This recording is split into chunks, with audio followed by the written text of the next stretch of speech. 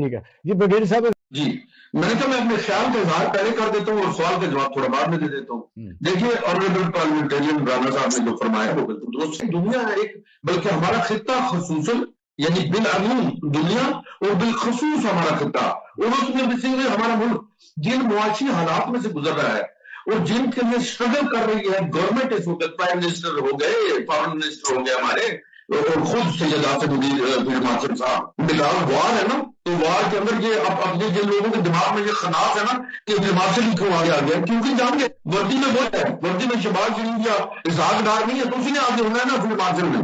تو آصف الدین سے میں تو ذاتی طور پہ آپ کے چینل کے توسط سے یہ درخواست کروں گا اور پرائم منسٹر سے بھی گزارش کروں گا جہاں اتنا ٹائم گزر گیا وہ 2-3 مہینے اور گزار لینا. یہ تو کٹا کسی طرف باندھ لیا جائے ایک دفعہ جس کے پیچھے Pakistan has become the pivotal، Pakistan has taken the pivotal role of the world. Short break کے بعد آتے ہیں اور موضوع یہی رہے گا گلگت بلتستان کے الیکشن. ویلکم بیک ناظرین، پروگرام دیکھ رہے ہیں پاکستان ٹوڈے. جی بریگیڈیئر صاحب میری آواز آ رہی ہے؟ بریگیڈیئر صاحب میں آپ سے یہ کہنا چاہتا تھا کہ گلگت بلتستان جو رانا صاحب بار بار کہہ رہے ہیں کہ بہت ہی خوبصورت ہے، ٹورزم کے لیے ہمارے پاس ایک ہی ایسٹ ہے اور پورے پاکستان کا جو یعنی ارننگ ہے ایک سال کی صرف 4 بلین ہے پاکستان کی، جبکہ یعنی ترکیہ کی $65 بلین ہے اور یو اے کی تھی پچھلے 2025 میں 167 بلین. یعنی یہ ہم خوبصورتی کو کیا کریں، یعنی وہاں آپ حالات ایسے پیدا کر رہے ہیں کہ وہاں لوگ سیاسی کوئی آدمی سیاسی کوئی نہ کوئی کہیں نہ کہیں تو اس کا ہوتا ہے، ممبر ہوتا ہے یا رائے رکھتا ہے، تو آپ اس طرح چن چن کے لوگوں کو نہیں جانے دے رہے تو لوگ تو پھر ڈر کے نہیں جائیں گے. کیا کہتے ہیں آپ؟ تو فساد پھیلانے جائیں گے تو کوئی نہیں جانے دے گا نا سر. یہ ایک پہلی سینسٹیو ہے وہ تو آپ اس کی خوبصورتی کا ناجائز فائدہ نہ ہوتا ہے نا، دونوں میں خوبصورت نکل جائے گی کبھی غلطی نال. سوری پوچھے میں رانا صاحب سمجھیں گے کہ شاید میں کوئی اینٹی پالیٹکس بات کر رہا ہوں، میرا خود ایک سیاسی گھرانے سے تعلق ہے تو میں اینٹی پالیٹکس بات نہیں کر سکتا، لیکن ضرورت نہیں ہے اس وقت سر. جہاں 2-4 مہینے انتظار کرنی ہے 2-4 مہینے اور انتظار کرو. کس چیز کا انتظار کریں آپ؟ الیکشن میں ہونے جا رہے ہیں 7 تاریخ کو. وہ جو الیکشن میں آپ کے لوگ مصروف ہیں، ادھر آپ الیکشن میں اپنے نیا کٹا کھول کے بیٹھ گئے ہیں. وہ جو بھی گورنمنٹ آئے گی لوگوں کے لیے کام کرے گی نا. تو جو اس وقت پریزنٹ جو انٹرن سیٹ اپ ہے جو مجھے پتا ہے وہ کون لوگ ہیں، میں ان کو بڑی اچھی طرح جانتا ہوں. میں 6 سال رہا ہوں گلگت میں اور اسکردو میں 6 سال میری نوکری رہی ہے، میں تو جانتا ہوں ان صاحب کو. تو بہترین چل رہا ہے، چل رہے ہیں نا 2-4 مہینے اور یہ جنگ تو کسی کنارے لگے، یہ کٹا تو بن گیا. یعنی پہلے ہی ہم ایک عجیب و غریب سچویشن سے گزر رہے ہیں. ادھر جنگ کا کٹا کھول کے بیٹھ گیا سوری پالیٹکس کا الیکشن کا چلتا رہے گا گلگت بلتستان. دیکھیے ابھی کتنا بڑا ایشو بن چکا ہے یہ. سوری میں آخری بات کروں گا کہ جنید اکبر کو گرفتار کر لیا، بڑا ایشو ہے. آپ جنید اکبر کو گرفتار کریں گے نا کہ جب جنید اکبر جا کے کچھ ایسی اسٹیٹمنٹس دیں گے جو کہ ان ایکسپٹیبل ہے، ناٹ ڈیزائرڈ ہے، چپ کر کے الیکشن ہونے دیں. اور جس طرح رانا صاحب آنریبل پارلیمنٹرین ہے وہ فرما رہے ہیں کہ بھائی آزاد امیدوار ہیں، لڑ رہے ہیں، لڑائی جو جیتے گا وہ گورنمنٹ بنا لے گا. ادھر جا کے ایک مطلب مجھ فرائی کرنے کی کیا تو بندی.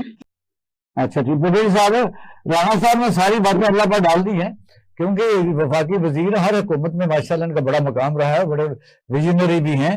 اور اس وقت بھی ان کی جو جماعت جہانگیر ترین صاحب کی ہے حکومت کی بڑی بلی آئی ہے، انہوں نے اللہ پہ ڈال دی ساری بات. پاکستان کو کون بچا رہا ہے؟ نواز شریف، بھٹو، زرداری کون بچا رہے ہیں؟ عمران خان وہ تو اندر بیٹھا ہے. تو پاکستان چل ہی جا رہا ہے نا، یا اللہ چلا رہے ہیں یا آرمی چلا رہی ہے چل رہا ہے، یا امریکہ کا پیچھے راکٹ ہے. چل رہا ہے، چل آپ چل رہا ہے، بہترین چل رہا ہے سر. وہ آپ آئے نا کبھی، آپ لاہور میں نا، میں بھی لاہور میں شام کو نکلتے ہیں میں دکھاتا ہوں کہاں رکا ہوا ہے. اچھا آپ مجھے آپ انڈیکیٹ کرنا کہ یہاں رکا ہوا ہے. نہیں میں ایک منٹ میں میری گزارش سنیے. پاورٹی لائن سے نیچے رہنے کی ڈیفینیشن پہ پاکستان کا ایک شہری بھی پورا نہیں کرتا.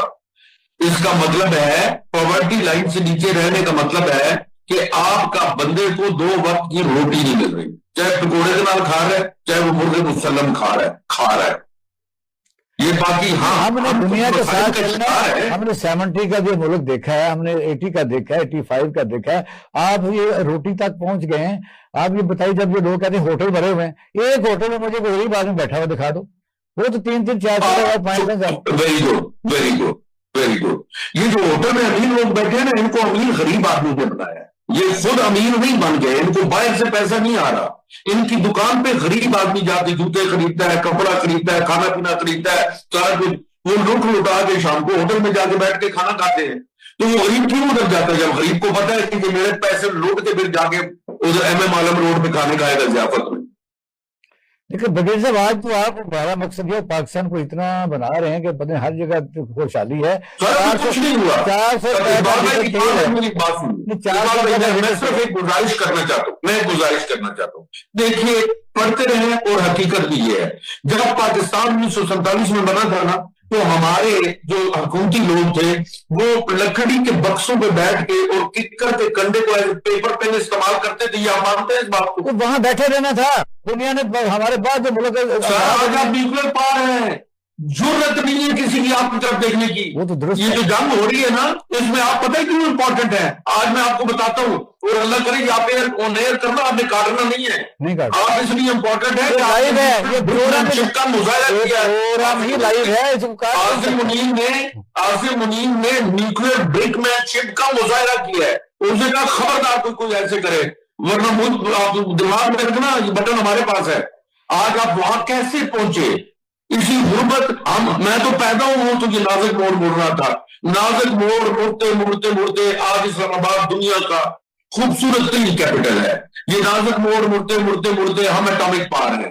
یہ نازک موڑ مڑتے مڑتے مڑتے آج ہم دنیا کا ایک ایسا ملک ہے. اور معیشت ڈاکٹر صاحب اقبال بھائی یہ اوپر نیچے نہیں چلتا ہے. جب آپ آئیے میں تو ہم بینکرپٹ ہو رہے ہیں, ابھی تک تو آپ ہوئے نہیں bankrupt. Sir there is something known as under the carpet economy. کچھ اکانومی ہوتی ہے جس کو آپ کہتے ہیں انڈر دی کارپیٹ اکانومی. وہ under the carpet economy is in play. Who is playing that? From where that money is coming. یہ دیکھیے نا, اس کے لیے اکنامکس سمجھنا ضروری ہے. میں یہ نہیں سمجھتا آپ کا پوائنٹ ہے وہ آنر کرتے ہیں. برگیڈیئر صاحب کیا کہتے ہیں, کب تک ہم اہم رہیں گے؟ کیونکہ صلح جب تک نہیں ہوتی ہم اہم ہی ہیں. اس کے ہمیں بجائے یا کہہ سکتے ہیں اس کے عوض ہمیں کوئی رعایت ملنے کی امکانات بھی ہیں, یا ہم اسی طرح مالی یا معاشی مشکلات کا شکار رہیں گے؟ اب تک ہم نے گین کیا کیا؟ ایک بار امریکہ کی دشمنی بری ہے لیکن دوستی اس سے زیادہ بری ہے.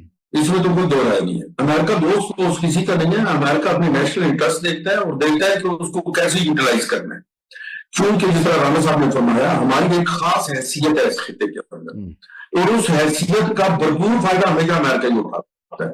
اور وہ کیسے اٹھاتا ہے؟ چاہے وہ اس کا ایک سٹائل ہے, اور اس سٹائل کو اگر آپ کاپی کرنے کا یا اس کو آپ ریٹروسپیکٹ میں دیکھیں تو وہ سٹائل 1954 سے شروع ہوتا ہے. وہ ایک خاص کام کے لیے ان لوگوں کو لاتا ہے جسے آپ ڈکٹیٹر کہتے ہیں, اس لیے کہ اسے رائے عامہ نہیں چاہیے, اس میں کچھ فیصلے کروانے ہیں جو ایک مضبوط ملٹری لیڈر کر سکتا ہے. اب آپ اسے ڈکٹیٹر کہیں, فرد واحد کی حکومت کہیں, آپ اسے جو مرضی نام دیتے رہیں. اس کے بعد وہ اس سے اپنا کام نکلواتا ہے, اس سے کام نکلوانے کے بعد اس کو نکلواتا ہے, اس کو بھی نکلواتا ہے, اور اس کا یہ پورا پروسیس 7 سے 10 سال کے اوپر ہے. آپ یہ چاروں کے چاروں دیکھیں تو آپ کو پتہ چلے گا ایوب خان سے اسے کولڈ وار تھی, بڑا پیر کے اڈے چاہیے تھے. جب وہ مل گئے اور کولڈ وار میں سکسیس ہوئی تو ایوب خان صاحب چلے گئے, اور اس کے بعد اس نے مشرقی پاکستان کو ہر حال میں ہم سے علیحدہ کروانا, کیونکہ ہندوستان انٹیریئر منور پہ تھا جو کہ حالت جنگ میں انتہائی غیر مناسب ہوتا ہے کسی ملک کے لیے. یعنی وہ دو دشمنوں کے درمیان میں تھا, تو ایک بازو اس نے علیحدہ کر دیا, تو ان سے اس نے کام لیا اور ان کو بتا دیا. اس کے بعد بھٹو صاحب آئے. بھٹو صاحب سے جو وہ کام لینا چاہتا تھا, بھٹو صاحب تھے ایک پولیٹیکل لیڈر, اور وہ پولیٹیکل لیڈر بھی گراس روٹ لیول کے تھے. وہ کسی کی جوڑی چھوڑی میں بیٹھ کے پولیٹیکل لیڈر نہیں بنے تھے, وہ ایک پولیٹکس کے تھرو وہ لیڈر بنے تھے, اور جنرل پبلک کی سپورٹ سے بنے تھے. اور بھٹو صاحب نے ویسے نہیں کیا جیسے امریکہ چاہتا تھا, اور اس ٹائم پہ امریکہ کو کچھ اور کام پڑ گیا, اور اس نے وہ کام کروایا. ضیاء الحق صاحب آئے, اور جب وہ کام مکمل ہو گیا, سب اچھا ہو گیا, تو میں نے بتا دیا. پھر وہ گیم ہوئی نواز شریف اور نذیر صاحبہ کے درمیان. اس کے نام پہ اس نے اپنا نیکسٹ پلان کاؤٹ کیا کہ میں نے آ کے اس ہارٹ لینڈ, اسے میں کہتا ہوں ہارٹ لینڈ, چونکہ جس نے ورلڈ آئی لینڈ رول کرنا ہے, یہ 1904 میں رائل جیوگرافک سینٹر نے یہ کہا تھا کہ جس نے ورلڈ آئی لینڈ मीन्स ये मैं वैसे ये मैं आपकी नाज़रीन के लिए कह रहा हूँ, राना साहब को पता होगा, यानी ईस्टर्न यूरोप, उसके बाद कुछ हिस्से अफ्रीका के और सेंट्रल एशिया, ये अपना हमारा जो साउथ ईस्ट एशिया, इसके ऊपर जो बैठेगा वही दुनिया को रूल करेगा। और आप हिस्ट्री में देखें तो यही इंपॉर्टेंट खिते रहे हैं जो मादनियात रिच थे, ऑयल रिच थे, इसमें मिडिल ईस्ट शामिल है। तो उसने इस हार्ट लैंड के ऊपर आके बैठना था अफगानिस्तान के थ्रू, तो उसने अपना काम मुकम्मल किया और उसके बाद मुशर्रफ साहब घर चले गए। देखिए इकबाल साहब, इस दफा भी उसे काम था, यहाँ तक इस दफा भी उसे काम था। अब देखना है ये, अब आपके सवाल के जवाब की तरफ आ रहा हूं। अच्छा, अब देखना ये कि ये काम मुकम्मल होने के बाद हमारे साथ क्या करता है। लेकिन इसमें एक खुशखबरी है, इससे पहले जिन dictators, so called as dictators, उसका वास्ता रहा, वो मेरे ख्याल में वो थोड़ा एवोल्यूशन के थ्रू अब जिस शख्सियत से उसका वास्ता पड़ गया, ही state of the art strategic genius. अब अमेरिका खाएगा मुंह की। बेकार जब ये जंग शुरू हुई, जिस राणा साहब ने फरमाया ना कि ये जंग उसने लंबी, इसका मतलब उन्होंने मेरे व्यू पॉइंट को सपोर्ट किया ना, तो ये हकीकत है। जब ये जंग शुरू हुई तो वो उसके पास सब कुछ था सिवाय एग्जिट स्ट्रेटेजी के। Smartness of the military boss of Pakistan was they had the exit strategy. वो ऐसे नहीं हमारी तारीफें कर रहा, वो एग्जिट स्ट्रेटेजी हमारे पास है, लेकिन उस एग्जिट स्ट्रेटेजी को हम डिस्प्ले ऐसे नहीं करेंगे इस दफा कि उसकी भी मान लेंगे, ईरान को हम लिटाएंगे, ईरान की मान के उसको नो, इस दफा बड़ा टैक्स भी चला जाए। मैं अभी भी समझता हूं कि ये जंग रुकने वाली नहीं है, क्योंकि इस जंग के, इस खित्ते का मिजाज 8 से 10 साल जंग वाला है। तो मैं शुरू से कह रहा था कि ये मिनिमम 2 साल, मैक्सिमम 8 से 10 साल जरूर चलेगी।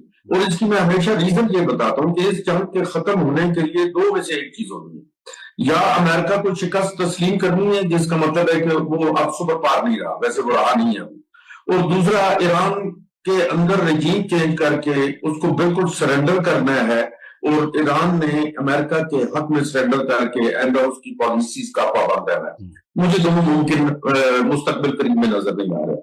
अलबत्ता मैं अमूमन डोनाल्ड ट्रंप साहब, बहुत सारे लोगों को कहते हैं कि वो उनके फेवरेट है, मेरे फेवरेट है डोनाल्ड ट्रंप। उनकी खूबसूरती ये है कि ये जुम्मे और हफ्ते के दिन वो बड़ी इंकरेजिंग 2-4 स्टेटमेंट्स देते हैं कि मंडे जब खुले स्टॉक एक्सचेंज तो बेहतरी हो, और उसके बाद मंडे से फ्राइडे तक वो धमकियों के ऊपर रहते हैं और ऐसी गुफ्तगू करते हैं जिसका मकसद ये होता है कि जंग बंदी कोई नहीं होने वाली, और शराइत भी वो रखते हैं जो कि ना मानने वाली।